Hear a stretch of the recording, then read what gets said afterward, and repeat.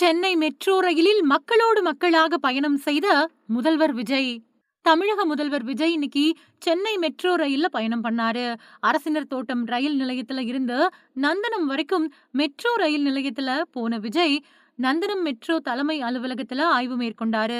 Metro rail பணிகள் தொடர்பா metro railway அதிகாரிகள் கூட ஆலோசனை நடத்தினாரு. முதல்வர் விஜய் மெட்ரோ ரயில்ல பயணம் செய்ய இருக்கிறதா வெளியான தகவலை தெரிஞ்சுக்கிட்டு முன்கூட்டியே அங்க மக்கள் குவிஞ்சிட்டாங்க. அரசினர் தோட்டம் ரயில் நிலையம் முன்னாடி மக்கள் குவிஞ்சிருந்த நிலையில அவங்கள பார்த்து விஜய் கை அசைச்சிட்டு போனாரு. அதே மாதிரி நந்தனம் மெட்ரோ ரயில் நிலையம் முன்னாடியும் விஜய பாக்குறதுக்காக மக்கள் காத்துக்கிட்டு இருந்தாங்க. மெட்ரோ ரயில்ல டிக்கெட் எடுத்து விஜய் பயணம் பண்ணாரு. நந்தனம் மெட்ரோ ரயில் நிலையத்துல விஜய் இறங்குவாரு அப்படிங்கறத தெரிஞ்சுக்கிட்டு மக்கள் முன்கூட்டியே அங்க காத்துக்கிட்டு இருந்தாங்க. நந்தனம் மெட்ரோ ரயில் நிலையத்துல இருந்து வெளியே வந்த விஜய பார்த்த மக்கள் உற்சாகத்தோட கைகளை காட்டினாங்க. விஜயும் பதிலுக்கு சிரிச்சுக்கிட்டே கைகளை காட்டிட்டு நடந்து மெட்ரோ தலைமை அலுவலகம் போனாரு. முதல்வர் விஜய் சமீப நாட்களா திடீர் ஆய்வுகளை மேற்கொண்டு வராரு. நேற்று முன்தினம் சென்னை கோயம்பேட்டில் இருக்கக்கூடிய கழிவுநீர் சுத்திகரிப்பு நிலையத்துல விஜய் ஆய்வு பண்ணாரு. இந்த நிலையில தமிழக அரசுக்கு மிகப்பெரிய வருவாயை ஈட்டி கொடுக்கக்கூடிய டாஸ்மாக் இனி தனியார் கைகளுக்கு போக இருக்கிறதா தகவல் வெளியாயிருக்கு. 2003வது வருஷம் மது விற்பனையை தமிழக அரசு ஏற்று நடத்தின நிலையில 23 வருஷங்களுக்கு பின்னாடி மறுபடியும் தனியார் வசம் ஒப்படைக்க விஜய் தலைமையிலான தமிழக அரசு முடிவு செஞ்சிருக்கிறதா தகவல்கள் வெளியாகிட்டு இருக்கு. டாஸ்மாக் கடைகளை அரசு நடத்துறது சரியில்லை அப்படிங்கிற காரணத்தை முன்வச்சு விஜய் இந்த முக்கிய முடிவை எடுத்திருக்கிறதா சொல்லப்படுது.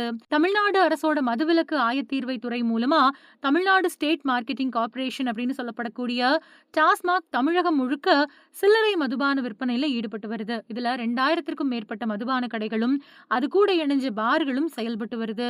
இந்த மதுக்கடைகளை உள்நாட்டுல தயாரிக்கப்பட்ட வெளிநாட்டு மதுபானங்கள் 180 மில்லி, 360 மில்லி, 740 மில்லி இந்த மாதிரியான அளவுகள்ல விற்கப்படுது.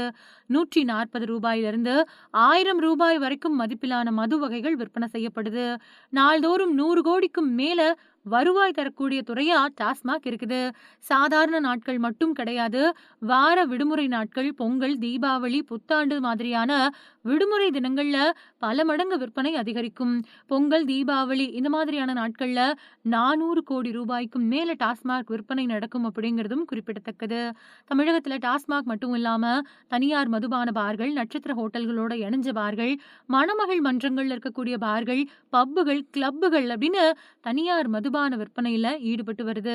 2024-25வது வருஷ நிதியாண்டுல மட்டும் டாஸ்மாக் மூலமா 48,344 கோடி ரூபாய் வருமானம் கிடைச்சிருக்கிறது குறிப்பிடத்தக்கது.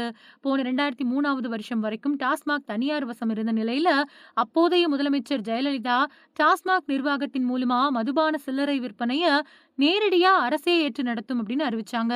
அப்போ தனியார் மதுபான விற்பனை நிறுத்தப்பட்டு டாஸ்மாக் மூலமா நேரடி அரசு மதுபான கடைகள் மூலமா விற்பனையில இறங்குச்சு. அதுக்கு பின்னாடி போன 23 வருஷங்களாவும் தமிழகம் முழுக்க டாஸ்மாக் நிறுவனம் தான் மதுபான சில்லறை விற்பனையை மேற்கொண்டு வர்றதும் குறிப்பிடத்தக்கது. இந்த நிலையில தமிழ்நாடு அரசு டாஸ்மாக் நிறுவனம் மூலமா மது விற்பனையை கைவிட்டு மறுபடியும் தனியார் கைகளுக்கு கொடுக்கக்கூடிய முடிவை தமிழக அரசு எடுத்திருக்கிறதா தகவல் வெளியாயிருக்கு.